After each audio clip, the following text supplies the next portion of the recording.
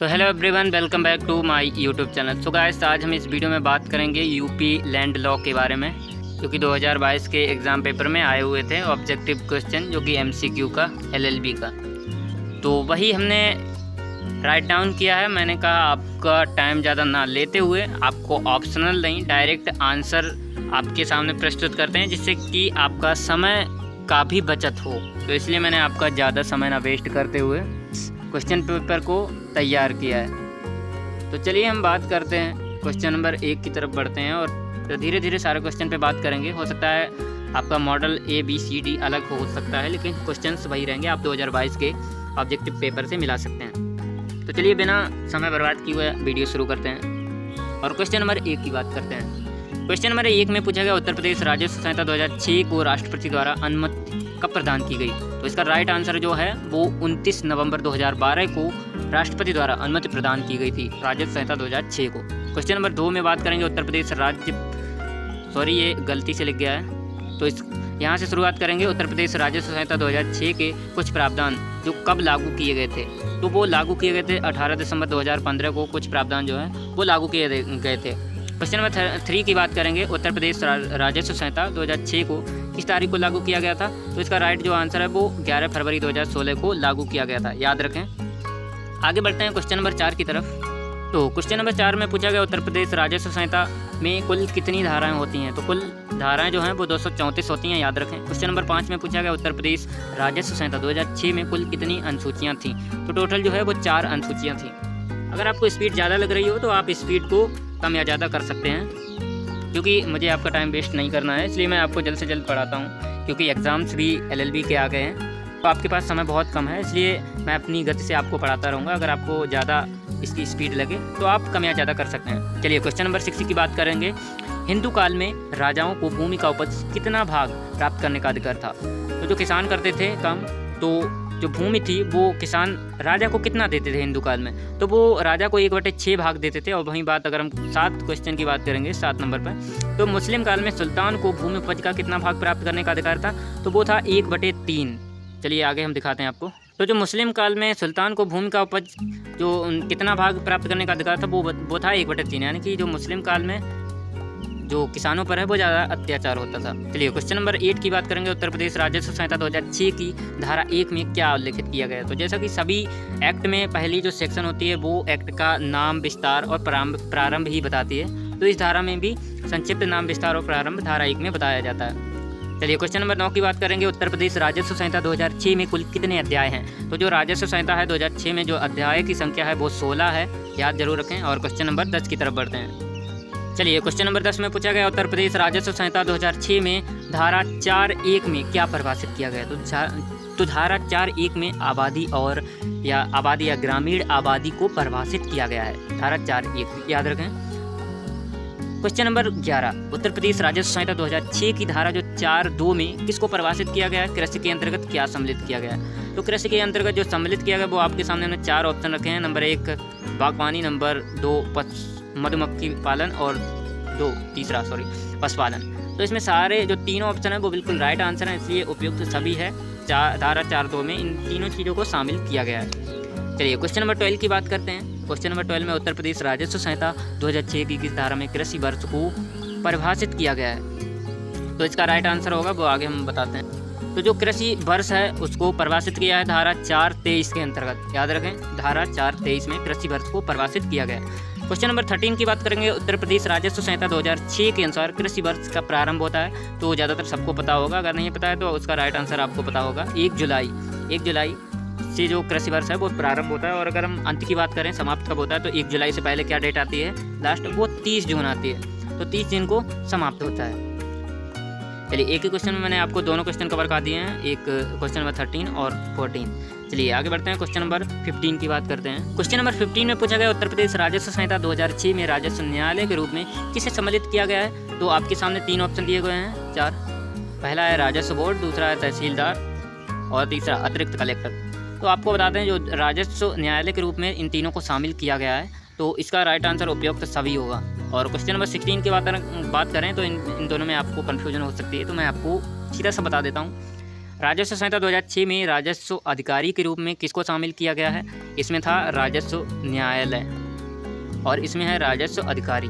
तो राजस्व न्यायालय में जो शामिल किया गया वो राजस्व बोर्ड, तहसीलदार, अतिरिक्त कलेक्टर और राजस्व अधिकारी जो हैं वो उपजिला अधिकारी, कलेक्टर, आयुक्त, इन तीनों को शामिल किया गया है। चलिए क्वेश्चन नंबर 17 की बात करते हैं और आगे बढ़ते हैं। क्वेश्चन नंबर 17 में पूछा गया है राजस्व संहिता 2006 में राजस्व न्यायालय के रूप में किसे शामिल नहीं किया गया है? तो आपके सामने ऑप्शन 4 दिए हुए हैं, राजस्व निरीक्षक और मुख्य राजस्व अधिकारी, तहसीलदार, राजस्व तहसीलदार।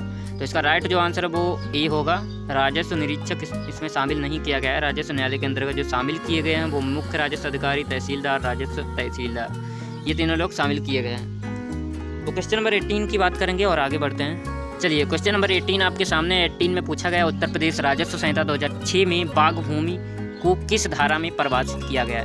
तो जो धारा 4(11) है इसमें बाग भूमि को परिभाषित किया गया है। और क्वेश्चन नंबर 19 की बात करें तो उत्तर प्रदेश जमींदारी ये विनाश लिखा है, जमींदारी विनाश और भूमि व्यवस्था अधिनियम 1950 किस तारीख को लागू किया गया था? तो जमींदारी विनाश और भूमि व्यवस्था अधिनियम 1 जुलाई 1952 को लागू किया गया था। चलिए क्वेश्चन नंबर 20 की बात करते हैं, आगे बढ़ते हैं। उत्तर प्रदेश जमींदारी विनाश एवं भूमि व्यवस्था अधिनियम 1950 किस तारीख को समाप्त कर दिया गया था? तो 1 जुलाई 1952 को लागू किया गया था। और जो समाप्त की बात करें तो 11 फरवरी 2016 को इसको समाप्त कर दिया गया था। क्वेश्चन नंबर 21 की बात करें तो उत्तर प्रदेश राजस्व संहिता 2006 को कितने अधिनियमों रद्द करने के बाद लागू किया गया था? तो जो राजस्व संहिता 2006 है वो 39 अधिनियम जब रद्द कर दिए गए थे, 39 अधिनियम के बाद इसको लागू किया गया था उत्तर प्रदेश राजस्व 2006 को। क्वेश्चन नंबर 22 की बात करेंगे, किस तारीख को निहित होने का दिनांक कहते हैं? तो जो निहित होने का दिनांक है वो 1 जुलाई 1951 को कहा जाता है। क्वेश्चन नंबर 23 की बात करते हैं, आगे बढ़ेंगे। तो क्वेश्चन नंबर 23 कहता है किस वृक्ष को बाग भूमि नहीं माना गया है? तो इसका आंसर है केला और पपीता को बाग भूमि नहीं माना जाएगा। क्वेश्चन नंबर 24 में पूछता है भूमि प्रबंध समिति की स्थापना किसके द्वारा की गई थी? तो भूमि प्रबंध समिति की स्थापना जो है उत्तर प्रदेश पंचायती राज अधिनियम 1947 के द्वारा की गई थी। क्वेश्चन नंबर 25 उत्तर प्रदेश राजस्व संहिता 2006 किस धारा में राजस्व परिषद को परिभाषित किया गया? तो जो राजस्व परिषद है वो धारा 4(6) में परिभाषित किया गया है। चलिए आगे बढ़ते हैं। क्वेश्चन नंबर 26 की बात करते हैं। 6 में पूछा गया है वर्तमान समय उत्तर प्रदेश में राजस्व परिषद कहाँ स्थित है? तो जो राजस्व परिषद है वो 2 जगह स्थित है, पहला जो लखनऊ और दूसरा इलाहाबाद, दोनों स्थानों पे स्थित है। इलाहाबाद को प्रयागराज भी कहा जाता है, तो प्रयागराज। चलिए क्वेश्चन नंबर 27 की तरफ बढ़ते हैं। तो क्वेश्चन नंबर 27 में पूछा गया है उत्तर प्रदेश राजस्व संहिता के अधीन राजस्व परिषद के कार्यों को कितने भागों में बांटा गया है? तो राजस्व परिषद है उसके कार्य जो हैं वो 2 भागों में बांटा गया है, इसका राइट आंसर होगा। और क्वेश्चन नंबर 28 में पूछा गया उत्तर प्रदेश राजस्व में कितने अध्यक्ष होते हैं? तो इसमें अध्यक्ष जो है वो 1 ही होता है। चलिए क्वेश्चन नंबर 29 की बात करेंगे। 29 में पूछा गया है उत्तर प्रदेश राजस्व संहिता 2006 की धारा 4(17) में राजस्व अधिकारी के रूप में किसे मान्यता नहीं दी जाएगी? तो आपको बता दें जो मान्यता है वो लेखपाल को नहीं दी जाएगी। आपको सामने दिखाते हैं उत्तर, देखिए राजस्व संहिता 2006 की धारा 4(17) में राजस्व अधिकारी की मान्यता नहीं दी जाएगी, वो है लेखपाल, राइट आंसर होगा। क्वेश्चन नंबर 30 की बात करते हैं। उत्तर प्रदेश राजस्व जो अधिनियम संहिता 2006 है वो किस धारा के अनुसार लेखपाल की नियुक्ति की जाती है? तो धारा 16(2) के अनुसार लेखपाल की नियुक्ति की जाती है, इसका राइट आंसर होगा। और क्वेश्चन नंबर 31 की बात करेंगे। 31 में पूछा गया लेखपाल की सेवा किस सेवा नियमावली के अंतर्गत आती है? तो उत्तर प्रदेश लेखपाल सेवा नियमावली 2006 के अंतर्गत लेखपाल की सेवा आती है। चलिए आगे बढ़ते हैं। क्वेश्चन नंबर 32 की बात करेंगे। क्वेश्चन नंबर 32 में पूछा गया उत्तर प्रदेश राजस्व संहिता 2006 की धारा जो 26 है उसके अधीन अवरोध हटाने के लिए आदेश पारित करने की शक्ति किसे प्रदान की गई है? तो बात करेंगे जो शक्ति है वो तहसीलदार को धारा 26 के अधीन अवरोध हटाने के आदेश को पारित करने की शक्ति प्रदान की गई है। क्वेश्चन नंबर 33 की बात करेंगे। उत्तर प्रदेश राजस्व संहिता 2006 के अंतर्गत लेखपाल के क्या कर्तव्य हैं? तो कर्तव्य की बात करेंगे तो पहला है कर्तव्य तहसील में उपस्थिति देना, और दूसरा विपत्ति की सूचना देना, और तीसरा राजस्व निरीक्षण को सूचित करना। ये सारे ऑप्शन आपके एग्ज़ाम जो ऑब्जेक्टिव MCQ पेपर है 2022 के उसमें दिए गए थे ऑप्शन, लेकिन जो राइट आंसर है वो मैंने सारे राइट डाउन कर लिए हैं ताकि आपका समय ज़्यादा वेस्ट ना हो, और मैंने उन ऑप्शनल को हटा दिया और डायरेक्ट आंसर को आपके सामने प्रस्तुत कर दिया। जो क्वेश्चन नंबर 34 की बात करेंगे, राजस्व सरकार किस धारा के अनुसार प्रत्येक जिले में एक कलेक्टर की नियुक्ति करती है? तो कलेक्टर की नियुक्ति धारा 12 के अंतर्गत करती है। धारा 12(1) के अनुसार प्रत्येक जिले में एक कलेक्टर की नियुक्ति करती है। क्वेश्चन नंबर 35 की बात करेंगे, आगे बढ़ते हैं। क्वेश्चन नंबर 35 में पूछा गया लेखपाल द्वारा रखे जाने वाले कागजात की संख्या कितनी होती है? तो जो लेखपाल द्वारा जो कागज रखे जाने की संख्या 22 होती है। अगली क्वेश्चन में 36 में पूछा गया उत्तर प्रदेश राजस्व संहिता 2006 के अनुसार राजस्व की सबसे छोटी इकाई किसे माना जाता है? तो इसका राइट आंसर होगा गांव। सभी लोग जानते होंगे, काफ़ी इजी क्वेश्चन था। क्वेश्चन नंबर 37 में पूछा गया सीमा का निर्धारण और सीमांकन के संबंध में किस धारा में प्रावधान किया गया है?